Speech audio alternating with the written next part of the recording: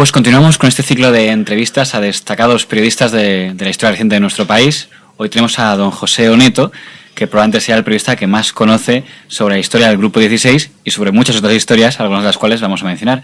Muchas gracias por haber venido a Periodista Digital, señor Oneto. Encantado.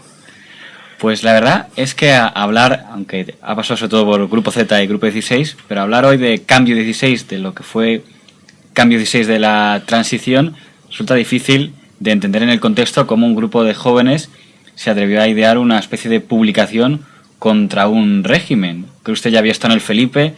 ¿En qué momento se metió en aquel proyecto?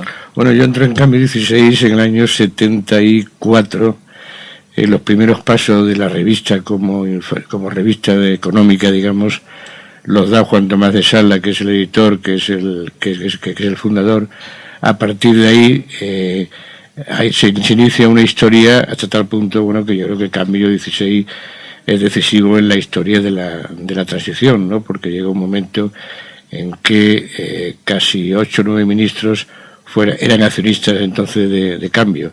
Hubo que ponerle 16 porque la palabra cambio no la autorizaron en el registro de empresas periodísticas, y con el número parece que aquello era la única forma de pasar el control del Ministerio de Información. Y es verdad que probablemente la historia de la transición no se entendería sin el papel que ocupa Cambio, ¿no? Que es un poco el altavoz de lo que va a ocurrir en España un poco antes de la muerte de Franco, y luego evidentemente lidera lo que fue la historia de la muerte de Franco, la coronación del rey, la elaboración de la Constitución y la llegada del socialismo al poder. La verdad es que mirando en las hemerotecas lo que fue Cambio en los meses anteriores a la muerte del general Franco, del fin de la dictadura, nos llama la atención, aparte del tono aperturista que tenía, la austeridad que marcaba en los periódicos de ámbito nacional. Singularmente me estoy refiriendo al diario Arriba y al diario Madrid. O sea, me ha llamado la atención que llegó a haber páginas completas del diario Arriba, entonces con don Emilio Romero al frente del periodismo del movimiento, pidiendo básicamente el cierre de Cambio 16, diciendo cómo es posible que se permita una revista como Cambio 16. Hemos visto aquí en artículos un caradura, que no sabemos muy bien a quién se refería, creo que se refería a Luis González Seara, que en ese momento el presidente, por permitir algo como Cambio 16. ¿Por qué irritaba tanto esa pequeña revista? Porque era el único órgano crítico que había en ese momento. El País sale mucho más tarde, y claro que en el año 73, en plena dictadura, antes incluso de que Carrero fuera nombrado presidente del gobierno, saliera un semanario muy desenfadado, muy crítico, con un lenguaje que era desconocido entonces en la prensa española, realmente sorprendía, y sobre todo producía una gran irritación en quienes marcaban lo que era la pureza del régimen, que era efectivamente el diario Arriba, el periódico Pueblo, y que eran nuestros grandes enemigos, que eran probablemente también los que consiguieron años antes cerrar el diario Madrid. Que cuando se cierra el diario Madrid, los que más se oponen a que se abra, a pesar de que Trevijano cuente otras historias, pero los que más se oponen son precisamente quienes lideran estos órganos informativos, como era el propio Emilio Romero, que tuvo efectivamente un enfrentamiento con Antonio Gracio Trevijano, con la célebre historia de la manta, ¿no? que habéis contado además en Periodista Digital. Le quería también preguntar por el señor García Trevijano, pero por delimitar los espacios. En el caso de don Emilio Romero, cuando era jefe de prensa del movimiento, que atacó quizá el que más a Cambio 16, ¿era por algún tipo de... dentro de lo que usted dice, porque representaba él, digamos, lo que era el régimen, aunque luego se volviera reformista, por algún tipo de problema con usted que era el director, o con de Salas o González Seara? No había ningún tema personal, ¿no? Es decir, yo creo que había un tema de principio, y que dentro de la estructura entonces de lo que se llamaba el búnker, porque al fin y al cabo Romero al final terminó en el búnker, no podían consentir que en vísperas de lo que era el tránsito político en el país hubiera unos jóvenes como éramos nosotros enredando en lo que podía ser la transición controlada por el propio Carrero Blanco, ¿no? Mencionamos antes el nombre de Antonio García Trevijano. Efectivamente, en la entrevista de la semana pasada, él se mostraba muy crítico con la redacción, por entender que prácticamente tuvo que llevar esa lucha en solitario, como él entendía de demandas, y luego, digamos, entendía que le habían desplazado de la fundación. Pero a mí lo que me llama la atención es que uno de los primeros que también demandó a Cambio 16, esto fue el propio Antonio García Trevijano, por otra historia, en 1976, lo cual es sorprendente, puesto que a mí les parecía que era como el órgano del reformismo, que hubiera ahí un pleito, entiendo que por el caso de Guinea, supongo que debió ser. Sí, bueno, pero es que la propia historia de Antonio Trevijano, al que conozco bastante bien, es una historia muy complicada, y efectivamente hubo una demanda por el tema de Guinea, por una historia que publicamos de Guinea, que al final los tribunales nos dieron la razón a cambio 16, ¿no? Pero es verdad que Trevijano jugó un papel muy oscuro en Guinea por una parte, y por otra parte en el tema del Diario Madrid, bueno, jugó un papel de defensa de unos intereses puramente personales, ¿no? Yo cuando leo la historia me he sorprendido de cómo la cuenta él, ¿no?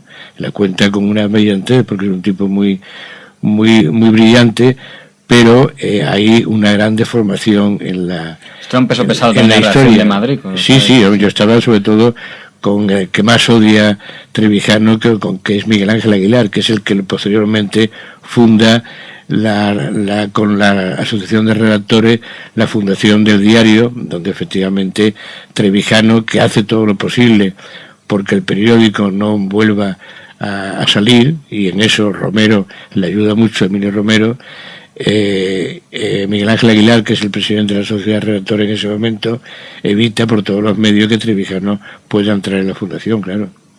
O sea, por tener también la versión. En el tema de Cambio 16, probablemente sea uno de los primeros medios en sacar grandes espacios a Felipe González, a los líderes de la oposición entonces no muy conocidos. ¿Se podría decir, digamos, que fue la primera ventana para que el PSOE, que luego sería un partido importantísimo en las primeras elecciones, empezara a ser conocido para la ciudadanía? Sí, yo creo que uno de los principales valores de Cambio en aquella época fue darle tribuna a personajes que estaban en la oposición, que eran desconocidos o incluso que estaban en la clandestinidad, ¿no? Yo me acuerdo que una de las portadas que se publicó, que iba yo además en el coche con él, fue una portada con Santiago Carrillo paseando en un coche delante del Estadio Santiago Bernabéu, mucho antes de que apareciera en Madrid en esa rueda de prensa que posteriormente le detuvieron, ¿no? Es decir, que Cambio en ese momento se convirtió en portavoz de las aspiraciones de la oposición, y sobre todo en tribuna de personajes que estaban ocultos, que estaban en la clandestinidad y que no habían opinado sobre la situación del país prácticamente desde el final de la Guerra Civil.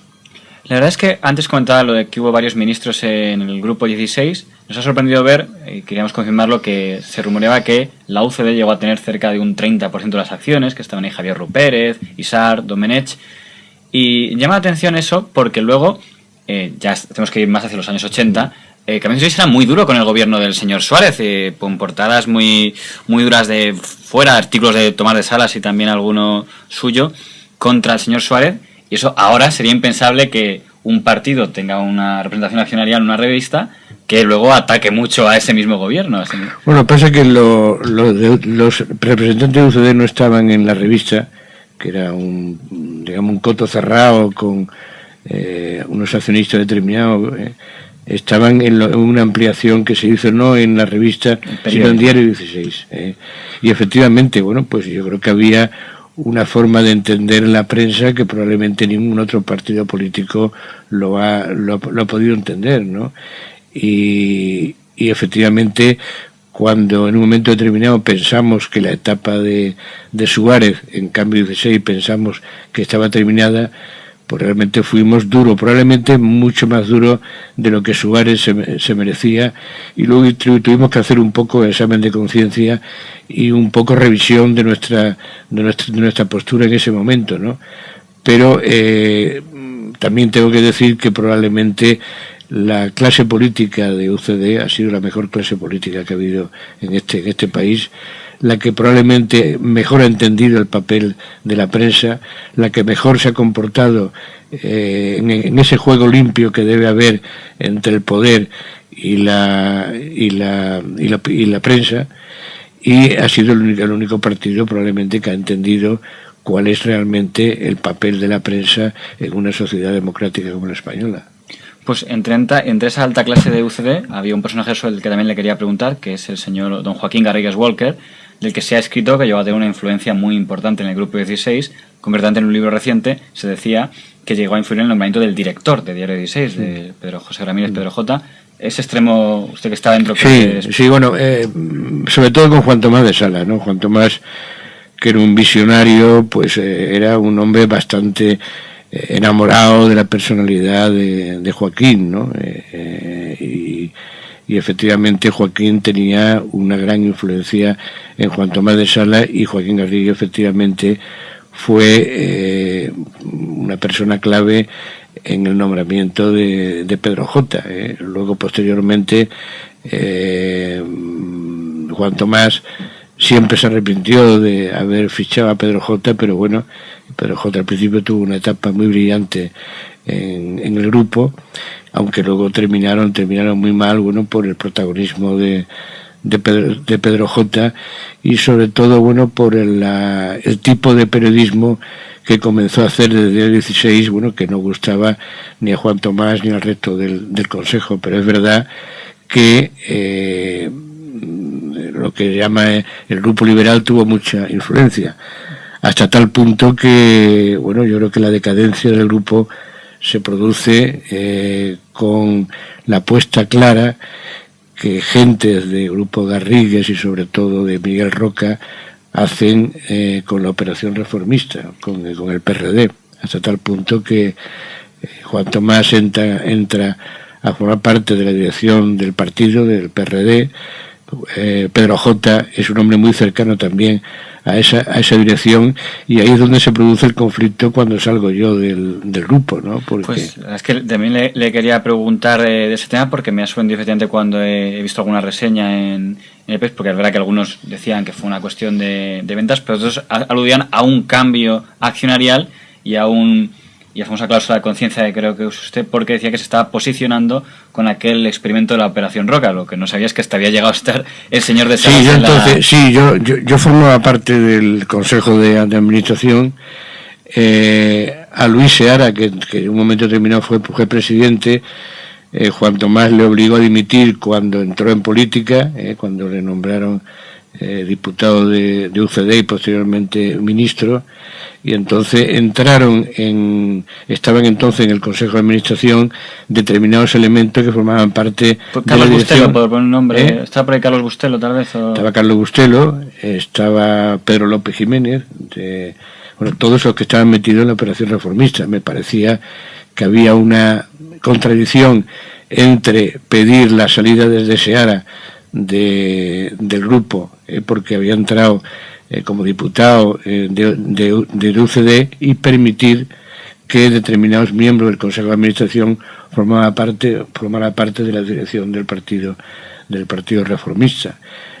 Ahí se produce mi salida del Consejo y posteriormente mi dimisión de director de Cambio 16, en una larga pelea, bueno, que yo me acojo a la cláusula de conciencia, y bueno, y yo posteriormente hice las paces con Juan Tomás, pero bueno, mi pelea era que Cambio el grupo no podía posicionarse a favor de la operación Roca, y que la operación Roca estaba destinada al fracaso. ¿Y PJ apoyaba esa operación? Sí, totalmente, vamos, estaba encantado y formaba parte del grupo de ideólogos de la operación, ¿no?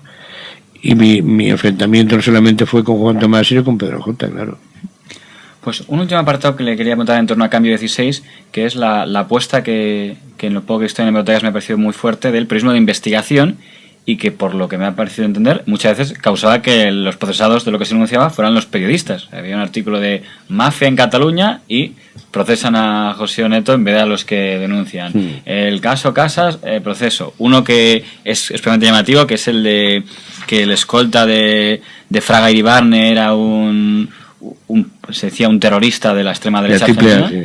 Y también se secuestra al sí, no, ese fue uno de los temas probablemente más violento que ocurrió, el secuestro de Cambio en plena democracia. Descubrimos que el escolta más cercano a Fraga era un elemento de la AAA. Luego esto tendría repercusiones porque meses más tarde yo voy a un viaje en Buenos Aires, intenta secuestrarme la AAA, me tengo que refugiar en la embajada española, tengo que salir de Buenos Aires con el embajador de España. ¿Aún está la dictadura o ya había...? Era la época ya de Viñones, era la época final de Viñones, antes de las elecciones en la que sale elegido Raúl. ¿Y usted pretendiendo no secuestrar?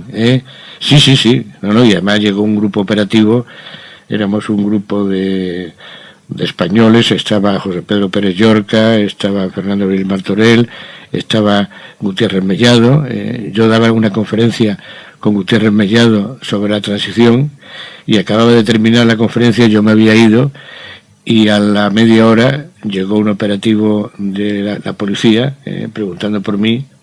Al final, no me encontraron y pudieron avisarme y me tuve que refugiar en la embajada española, que estuve una semana hasta que me pudieron sacar de Buenos Aires. Y efectivamente fue la AAA. Y la orden de secuestro la fiscalía, la petición de que secuestraron aquel número de cambio 16, ¿fue el señor Almirón, fue el señor Fraga o el señor Gallardón, que también se... No, el que jurídicamente el artífice del secuestro fue Alberto Ruiz Gallardón. El actual ministro de Justicia. Sí, el actual ministro de Justicia, efectivamente. Una de sus acciones que yo jamás podré comprender, ¿no? Porque posteriormente ha dado muestra de una moderación que en ese momento no la dio, ¿no? Y efectivamente la historia era verdad porque uno de los hombres de más confianza de Fraga era precisamente este tipo que era uno de los principales hombres de la AAA argentina. Pues después de haber sido una de las figuras más importantes del Grupo 16, pasa a ser una de las figuras más importantes de otro grupo muy importante en la transición, que es el Grupo Z. Ahí, si nos basamos en la versión de don Julián Lago, en paz descanse, él más o menos da a entender que a él le sacan de Tiempo, según decía él, por presiones de Felipe González, en que hace una escisión que es Tribuna, y en ese momento, pues, el señor Asensio opta por usted para dirigir la revista Tiempo. ¿Le consta usted algo de esa historia? No sé, yo lo que pasa, yo estaba, cuando yo salgo de Cambio, me ficha Antonio Asensio como columnista de la revista Tiempo, y estoy ahí como... Siendo Lago director. Siendo Julián el director, efectivamente. Entonces hay evidentemente una falta de sintonía progresiva entre Julián Lago y Antonio Asensio, ¿no? Pero yo creo que no era por problemas políticos, eran otro tipo más personal. Más personales, efectivamente, porque Antonio vivía en Barcelona y el hombre que llevaba un poco todas las relaciones del Grupo Z en Madrid era Julián. En el momento en que Antonio decide venirse a Madrid, trasladar su domicilio a Madrid, el papel de Julián queda un poco más oscurecido, y ahí es cuando empiezan a producirse los primeros choques, ¿no? De todas formas, yo me nombran director de Tiempo, Julián le nombran director de publicaciones del grupo. Yo durante meses despacho con Julián como director de publicaciones, hasta que Julián decide irse del grupo y monta Tribuna, ¿no? Pero yo durante varios meses despacho con Julián como superior, digamos, mío, y como enlace con Antonio Asensio como editor, ¿no? En aquella época, por varios medios de comunicación, entre ellos por el Grupo Z, aunque no es el único, porque también, por ejemplo, creo que el Grupo El Mundo pasaron estos dos mismos personajes, pasaron dos importantes personajes del mundo de las finanzas o de la banca, sobre los que le quería preguntar. El primero de ellos sería don Javier de la Rosa, del que se llegó a decir que su influencia fue suficiente como para sacar del Grupo Z a Díaz Herrera y a Tijeras, me parece que era el nombre. No sé si es exagerado o es más bien por deslealtad, porque estaban trabajando a la vez para otro medio. Pero en general, que la influencia del señor de la Rosa en Grupo Z fue tanta como se decía, era una amistad personal más bien del Consejo Asensio. No, pero la influencia del grupo de Javier de la Rosa se produce en un momento determinado cuando hay una ampliación de capital del grupo y la conexión que tiene Javier de la Rosa con el grupo Cuba-Haití, en un momento determinado los cubaitíes manifiestan su interés en entrar en el grupo Z, cosa que no se produce, bueno, porque lo impide el ministro de Economía de entonces, que es Carlos Ochaga, porque en ese momento considera que la prensa es un sector estratégico y no puede entrar capital extranjero. Pero a partir de ahí, la influencia de Javier de la Rosa, solamente sé que fue vecino de Antonio Asensio en Barcelona, vecino de casa, pero la influencia de Javier de la Rosa, bueno, fue mínima, ¿no? Tuvo más influencia, por ejemplo, Mario Conde. Era el otro que venía ahí. Entonces, el extremo que llegó a comentarse en el caso de Díaz Herrera o Tijeras sería una exageración. No, yo creo que es verdad que Pepe Díaz Herrera, que se ha criado a mis pechos, que yo le mandé a Estados Unidos a hacer cursos de investigación periodística, es un gran profesional, eso nadie lo duda, pero yo creo que ahí construye una historia demasiado redonda y demasiado que le viene bien a sus intereses, ¿no? Cuando la verdad es que desde el grupo Z luego posteriormente utiliza esa información para publicar historias en contra de Antonio Asensio. Es una historia más bien de deslealtad, ¿no? Pues la otra personalidad, porque por lo que me entender, entonces de los no llegó a ser accionista del Grupo Z, y el que creo que sí llegó a ser accionista del Grupo Z fue Mario Conde. No, yo esa historia no la tengo muy clara, si llegó realmente a entrar en el grupo él, alguna sociedad vinculada a él. Lo que sé es que hubo una gran conexión efectivamente con Antonio Asensio, ¿no? Hasta tal punto que el desembarco de Antonio Asensio en Antena 3 se produce a través de Mario Conde, ¿no? A través de Banesto. Y es verdad, bueno, que eso no se puede negar a estas alturas, que Mario tuvo una gran influencia en el grupo y en toda la pelea de aquellos años, que fueron peleas decisivas en el mundo económico, bancario y empresarial, ¿no? Es verdad que usted también ha sido un alto dirigente de Antena 3, pero por una última parte de esa etapa de principios de los 90, en aquella época usted es un tertuliano destacado también en la radio, en Protagonistas, bueno, así sigue siendo, porque ahí participa también en tertulias, pero en aquella época se hablaba mucho de dos bandos, que decían que estaban los polanquistas, que eran un poco los que estaban más cercanos al gobierno, el sindicato del crimen, que eran los que estaban en contra.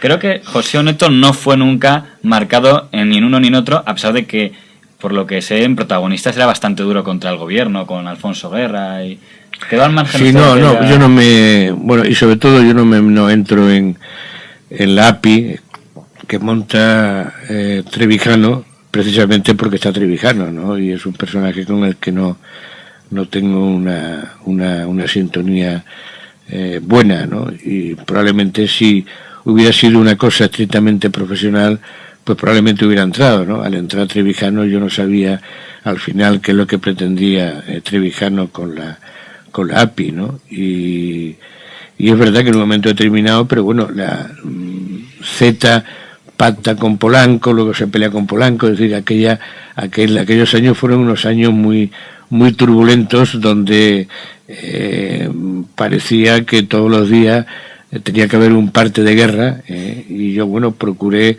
dentro de esa guerra estar cerca de la Cruz Roja, ¿no? Que eran probablemente los menos afectados, pero efectivamente fue una de las épocas donde la prensa se polarizó más en dos grupos irreconciliables, ¿no? Sobre todo los polanquistas, los que estaban a favor de Polanco, y los que estaban a favor de lo que llamaban posteriormente, que es un nombre que puso Javier Pradera, el sindicato del crimen, ¿no? Es el general del señor Pradera. Sí.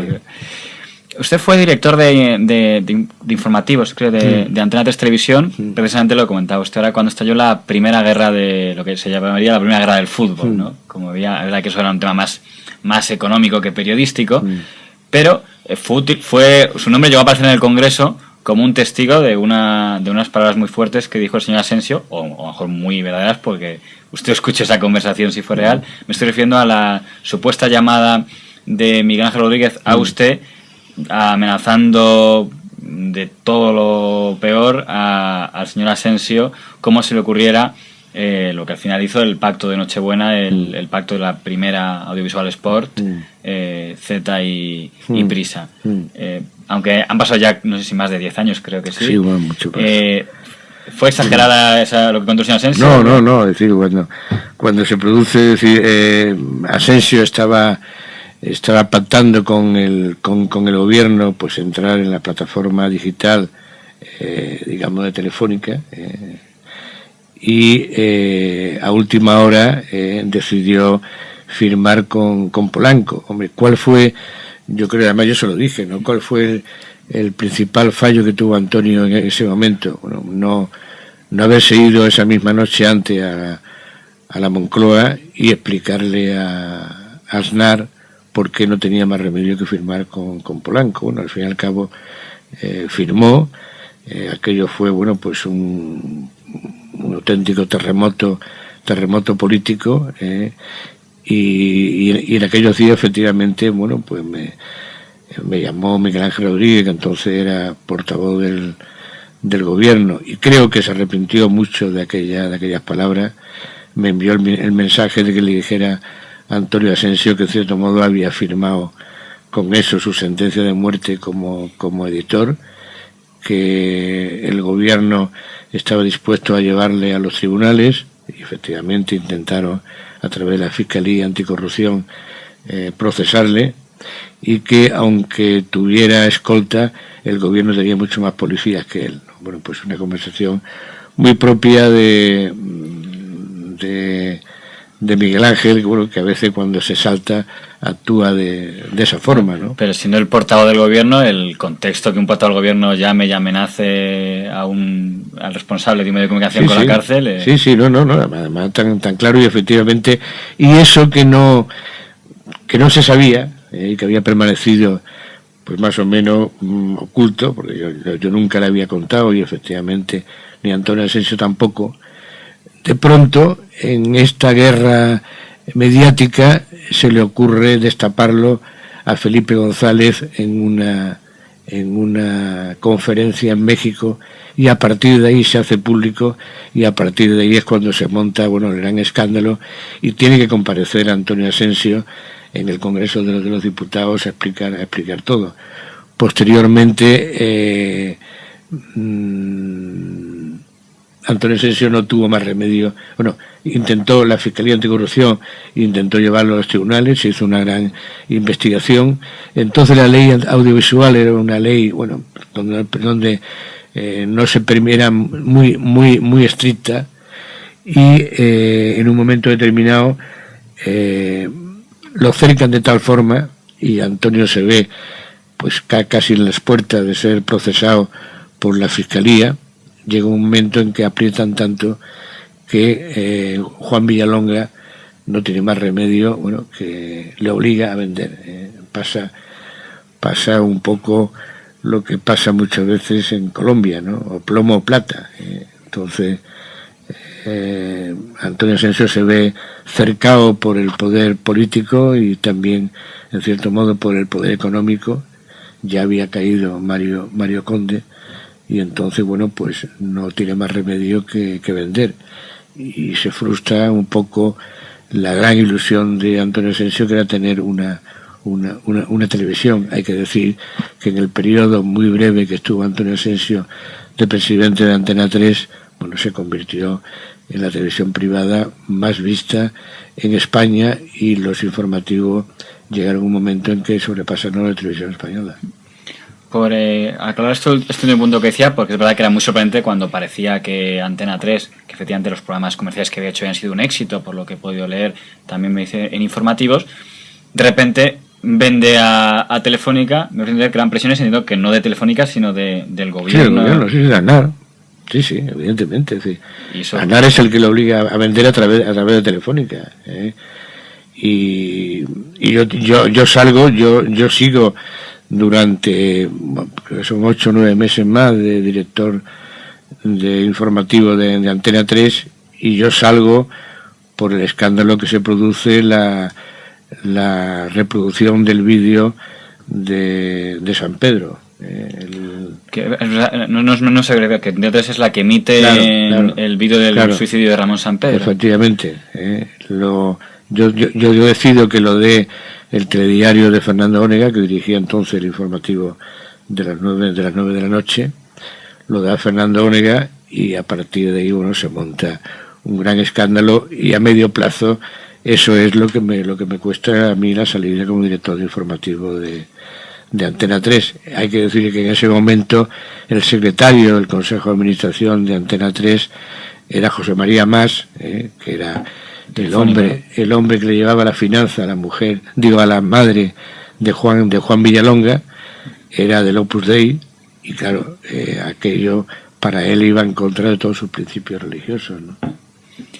En esa etapa breve en la que yo estar en la Antena 3 de Telefónica, se habla mucho, sobre todo a partir de José María García, sí, que es un poco el que más insiste en denunciarlo, de que había una influencia total la verdad es que le pilló más al siguiente director de informativos, que fue, si no me equivoco, Ernesto Sáez de Buruaga, pero que había una influencia muy fuerte del gobierno del Partido Popular, de don José María Aznar en Antena 3, y también del director del Mundo, Pedro J. Ramírez, que curiosamente luego con Villalonga no acabó muy bien.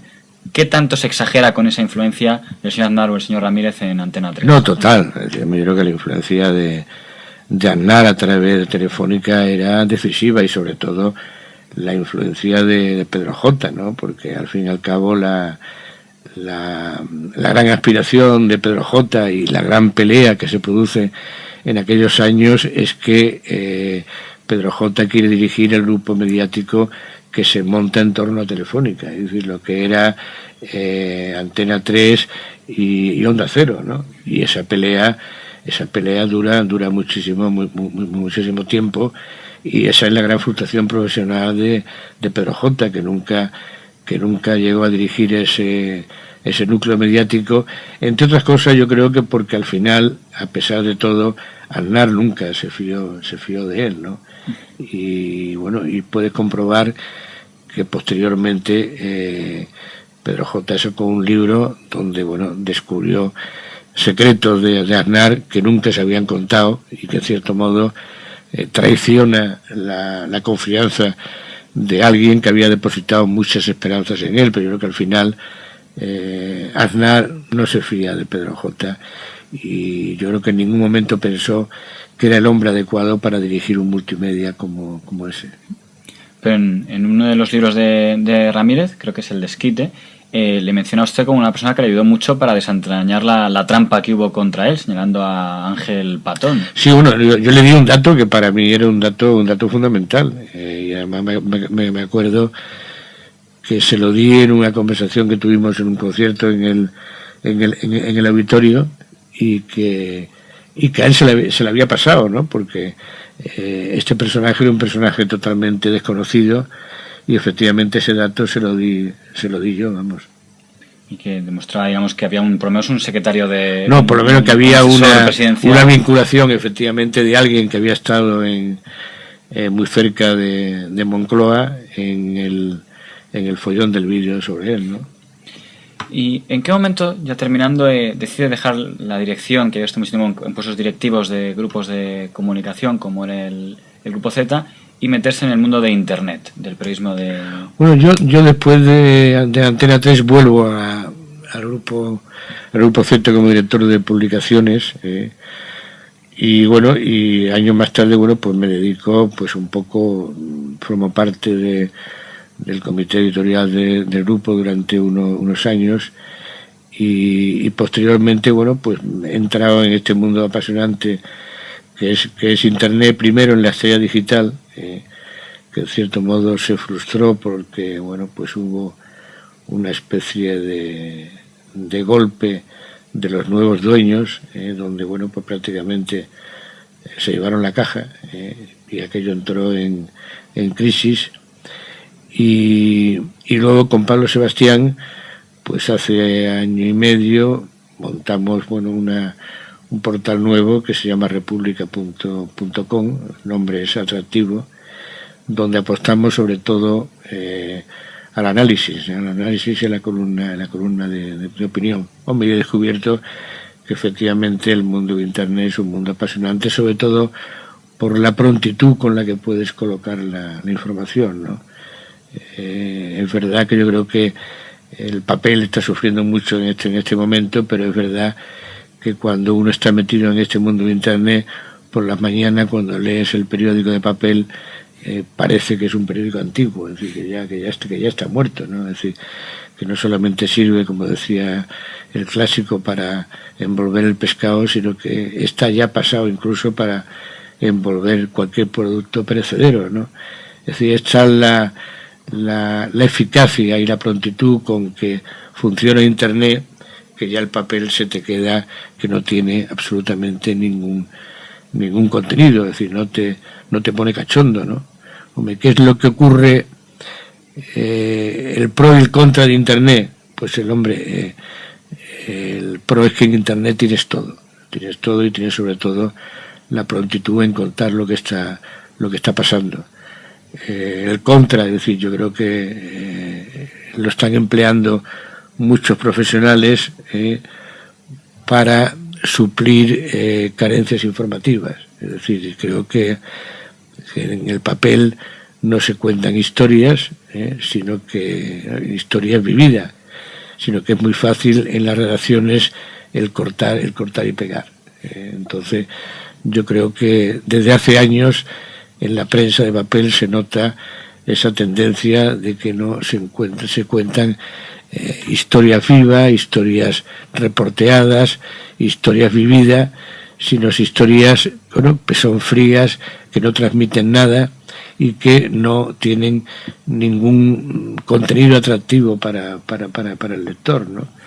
Es decir, que está bien utilizar Internet como método de trabajo, pero no como fin, ¿no? Y creo que muchos profesionales no van ya a los sitios, no van a ningún lado. Es verdad que en Internet lo tienes todo, pero yo creo que hay que estar en los sitios, hay que estar en la calle, hay que hablar con la gente, para en el papel por lo menos escribir historias que sean historias vividas y que sean historias bien contadas y apasionantes, ¿no?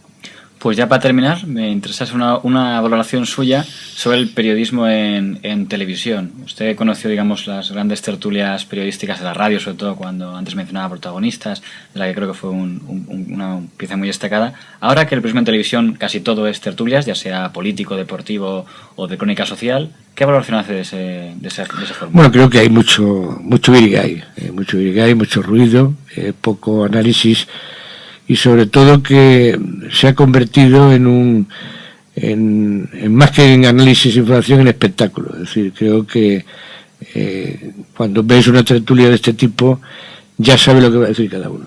Es decir, el pescado está vendido, es decir, no hay ningún tipo de sorpresa. Cada personaje responde a un esquema que tiene el televidente y sabe exactamente lo que va a decir y cómo va a actuar. No hay ningún tipo de sorpresa. Y sobre todo lo malo de la televisión, que es lo que yo, con los 3 años y medio que estuve director informativo, intenté, y creo que en algunos aspectos lo conseguí. El caso de San Pedro me costó salir de la dirección de informativo, pero que la televisión no da noticias. La televisión, la agenda, la construye a través de los periódicos y hace seguidismo de los periódicos. Jamás hay ninguna televisión que dé una exclusiva, que dé una noticia, que dé una información diferenciada a lo que dan las agencias, a lo que dan los periódicos, y creo que van al socaire de lo que van el resto de los medios. No hay ningún mínimo interés en levantar información. Eso no pasa nada más que en este país. Ahí las televisiones tienen que levantar información igual que levantan cualquier otro medio.